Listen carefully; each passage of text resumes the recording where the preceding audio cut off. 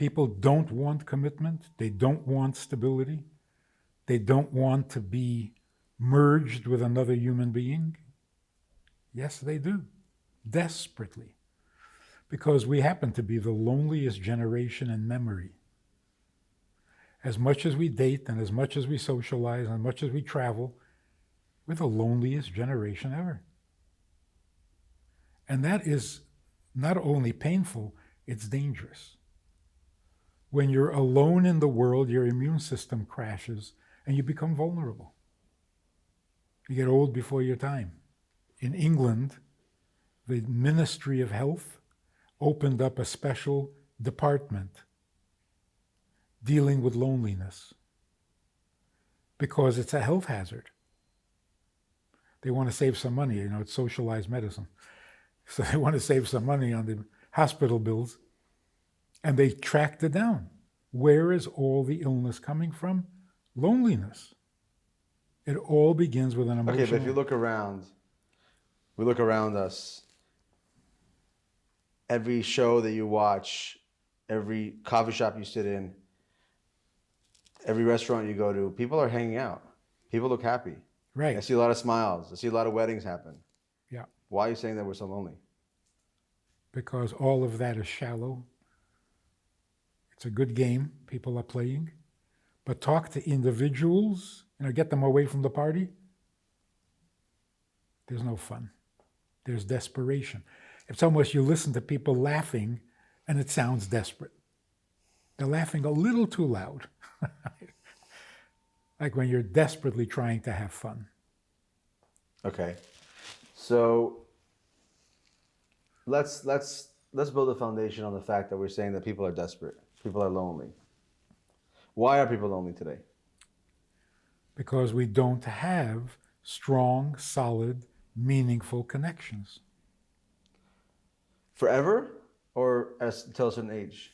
So the most recent book was in response to something I had never seen before in all the years of marriage counseling. Happily married couples, and yet you talk to them individually and they complain that they feel alone in the world. And that is not supposed to happen. Marriage is the solution to loneliness. And by the way, it's the only solution. Let's say a man says to a woman, I love you for your money. And I want to marry you for your money. Most people agree that that's a little... shallow. Well, it's a little insulting. Why? What's wrong? I want to marry you for your money. You have money, and I love money. Just being honest.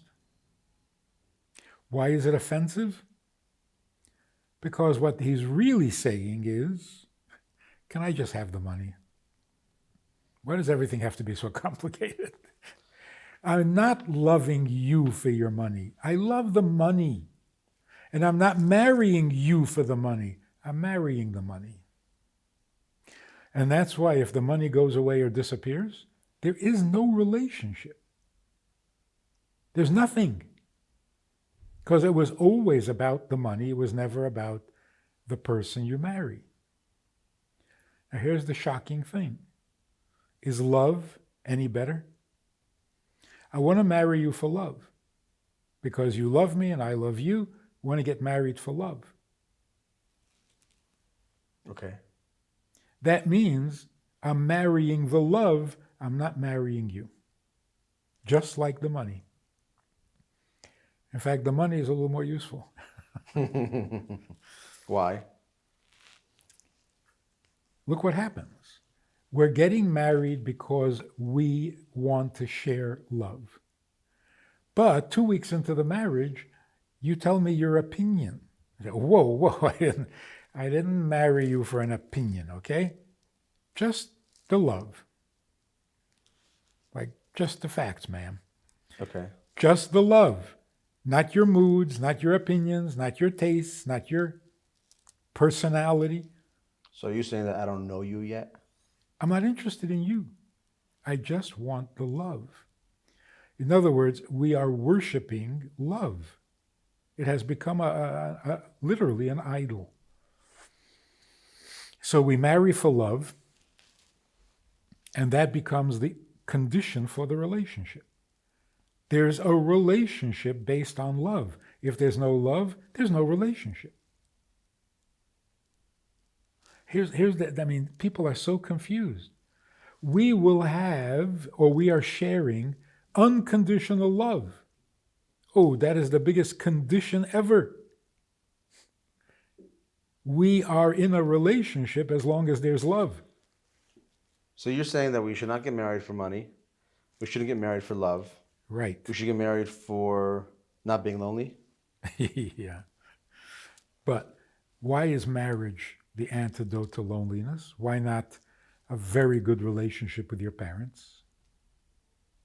Or why not a very good relationship with another person? Yeah, with a friend.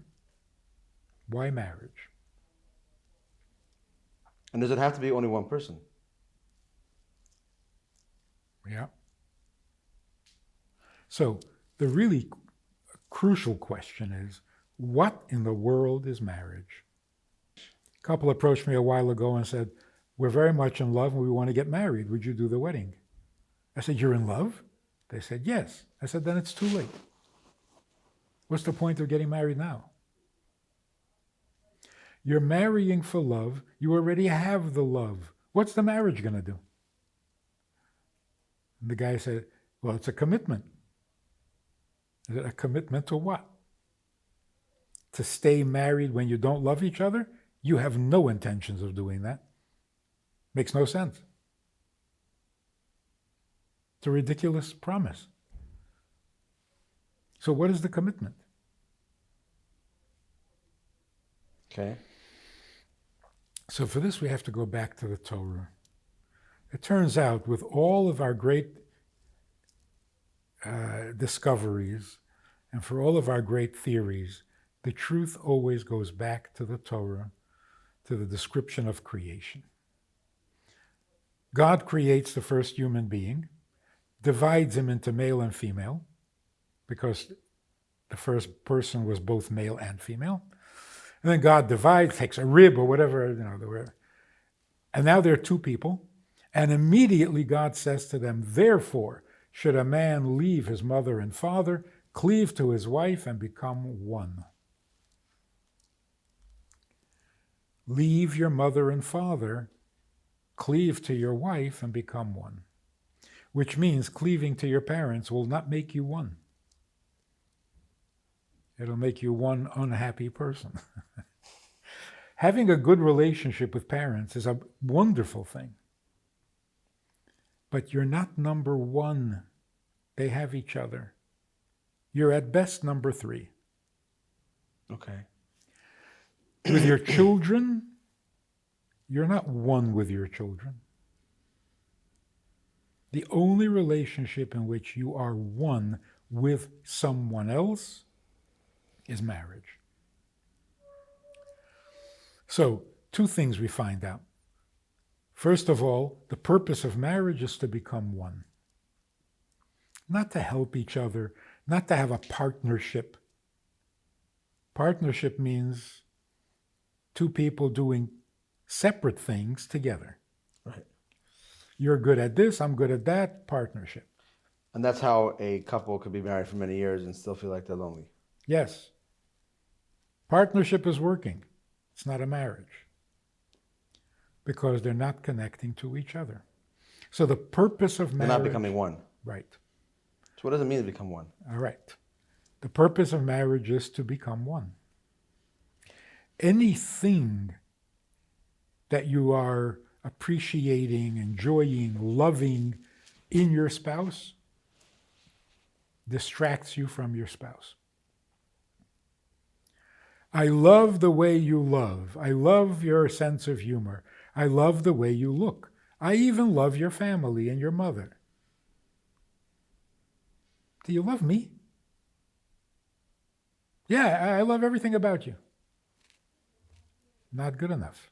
So, love means a feature, a quality, an emotion, an aspect of a human being. One of many.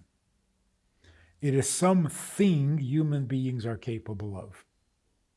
Obviously, it's not a physical object, but it is a thing.